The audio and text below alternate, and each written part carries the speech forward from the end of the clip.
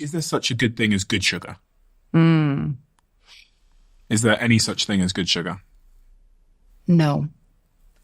People often believe that if the sugar is coming from a fruit and is for example, in a fruit smoothie that they might have in the morning, that's good sugar. But that sugar that's in a cake is bad sugar. So people tend to compare these two and say, oh, well, I'm having a fruit smoothie that's good for me, but oh, that chocolate cake would be bad for me. That's a total lie. It's all the same molecules. The molecules in that fruit smoothie and the molecules in that chocolate cake are the same. It's sucrose. It's the same stuff. And your body doesn't differentiate whether the sugar is in a fruit smoothie or the sugar is in a chocolate cake. So all sugar is the same. Even, honey, agave, maple syrup, all these things that have these health halos because of marketing, it's all the same molecules. So I recommend that people just have the sugar that they like best. Don't think that one is going to be better for you than the other. And have all sugar as dessert. So that fruit smoothie, that's also dessert. It's not super healthy because it comes from fruit. It's just like the chocolate cake. And is there such a thing as good sweeteners and bad sweeteners? Yeah, so there's a few categories. So the ones that seem to be really fine for us are stevia, monk fruit, and allulose. The ones that have been linked to quite a few health issues are aspartame, maltitol, sucralose. So, for example, aspartame, you usually find it in soda. Whereas stevia, you might buy a little packet at home and put it in your tea. That being said, the aspartame is still better for you than the real can of Coke with the 30 grams of real sugar. So stevia is something that I shouldn't be... No, stevia is good. Yeah, you shouldn't be too concerned. Do you use stevia? I don't put any sweeteners in anything. I don't put sugar in anything either. So I'm trying to stay away. When I have coffee, it's just black coffee. You don't even eat chocolate? Of course, chocolate, maybe not so much. Maybe that's not my thing, but... What's your sweet thing? Carrot cake. What's your sweet thing? Oh, chocolate. I love chocolate. Like my favorite is like chocolate ice cream with a chocolate brownie and chocolate sauce and chocolate sprinkles. Anything chocolate. That's not very glucose goddess. Well, here's where you're wrong, Stephen. Okay. I'm actually not anti-sugar. What are you talking about? No, I love sugar. I eat sugar, I eat carbs all the time, but I want people to know what I know, which is how and when to eat those things. That's the end of the podcast. Thank you so much for coming. It's really, really great to see you again. No, but seriously, we need to learn how to eat these things because they're so delicious in a way that's less bad for our health. It's not about cutting them out. That would be a diet. I'm not pro diets. I'm pro knowledge. And I want to make sure people are not having sugar and dessert for breakfast. Sweet cereal in the morning and orange juice. That's dessert. Anyway, I'm all about just trying to empower people with the information so they don't get trapped by these marketing lies. Are we meant to be eating the amounts of sugar that we eat, though? Because, are we meant to be eating any sugar?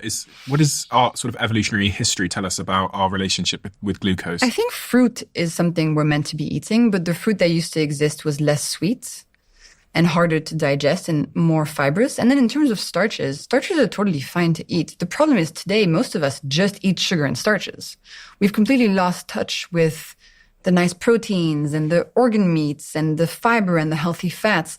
We're in a situation where the food landscape is so toxic and is so just starches and sugars that people are getting sicker and sicker and sicker. And it's addictive and it's cheap. So we're in a very difficult situation. And that's the situation that, the GLP-1s are trying to solve. We're in a pickle. We are in a pickle. Are you optimistic about the pickle we're in as it relates to sugar and glucose? I have to say yes, because the amount of transformations I see in my readers is really encouraging. People are reclaiming their health, getting power over it, understanding food again. But we've got a lot of work to do. And I can do my work educating people from the ground up on these hacks, but we also need systemic change. We need policy. We need governments to get involved. And we need to find ways to make healthier food because we're just killing the population right now. It's really terrible. So talking about some of the consequences of a high glucose diet. One of them you mentioned earlier when we were talking about glycation is aging. Has anyone ever done any research to prove that a high glucose diet is associated or correlated with increased or accelerated aging? I mean, yes, because we see that the people who eat the most sugar get the most diseases. right? So we see correlations, but they're not like a clinical trial. You can't take two populations and say, okay, everybody's 30 years old. We're going to give this half a healthy, no glucose spike diet and this half glucose spikes every single day. And then we'll see when they're 80, which group has aged faster. We can't do that. That's unethical. So we have to look at correlations. Mm-hmm. And we see things like if you have really high glucose levels, high insulin levels, you're more likely to get heart disease, dementia, depression, et cetera, et cetera. We have correlative studies and we understand the mechanism of the glycation. What about the superficial signs of aging? Wrinkles. Oh, like the wrinkles? Skin A lot of skincare products actually target glycation from the outside in. So they'll put like antioxidants on your skin to reduce glycation. If you're in the skincare world, you'll see glycation mentioned everywhere.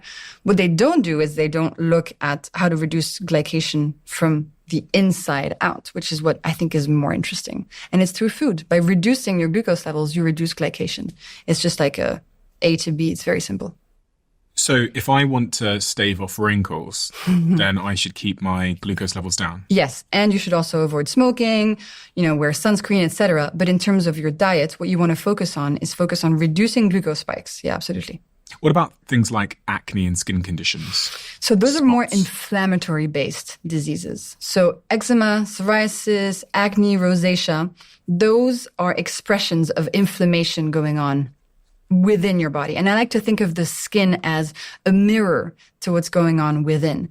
And so inflammation can happen through loads of different factors, but one of the factors is glucose spikes. So glucose spikes hurt our mitochondria.